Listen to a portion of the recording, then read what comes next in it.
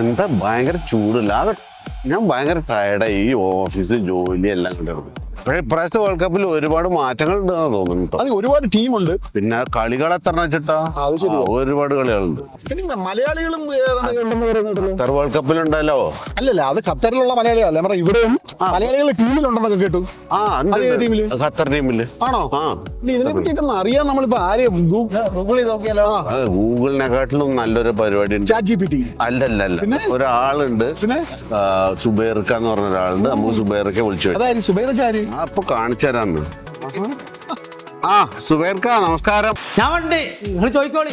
നമ്മൾ കുറച്ച് സുഹൃത്തുക്കളുണ്ട് ഇവിടെ. അപ്പൊ നിങ്ങളൊന്ന് പരിചയപ്പെടുത്തിയാ നിങ്ങളെ പേരുകളൊക്കെ. ഞാൻ മനോജ്. ഞാൻ സനിൽ. എന്റെ പേര് വിനോദ്. ഞങ്ങള് പിന്നെന്താ വിളിക്കാന്ന് വെച്ചാലേ, ഈ പ്രാവശ്യത്തെ വേൾഡ് കപ്പില് എന്തൊക്കെയാണ് പ്രത്യേകതകൾ എന്ന് പറഞ്ഞുതരൂ.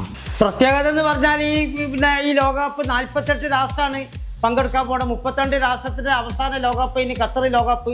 ഈ 32 രാജ്യം തുടങ്ങുന്നത് 98-ലാണ് ഈ തുടക്കമുണ്ട്. പിന്നെ 32-ൽ അവസാനിച്ച് ഇപ്പോൾ 48 രാജ്യമാണ്. വ്യത്യസ്ത രാജ്യങ്ങളുണ്ട്. പിന്നെ കോൺകാഫ് മേഖലപ്പെട്ട അമേരിക്കയിലാണ് കളി നടക്കുന്നത്. മലയാളികളുള്ള സ്ഥലമാണ്. അപ്പോൾ ആവേശം കൊണ്ട് ആ കളി വൻ വിജയമായി മാറുമെന്നാണ് എൻ്റെ പ്രതീക്ഷ. ഖത്തർ ലോകകപ്പിലൊക്കെ മലയാളികളാണ് പ്രോത്സാഹനം നൽകിയ ലോകകപ്പിന്. ഈ പ്രാവശ്യം അമേരിക്കയിലെ മലയാളികളൊക്കെ പ്രോത്സാഹനം നൽകിക്കൊണ്ട് അമേരിക്കയിൽ ടൂർണമെന്റ് ഗംഭീരമാകുമെന്നാണ് എൻ്റെ പ്രതീക്ഷ.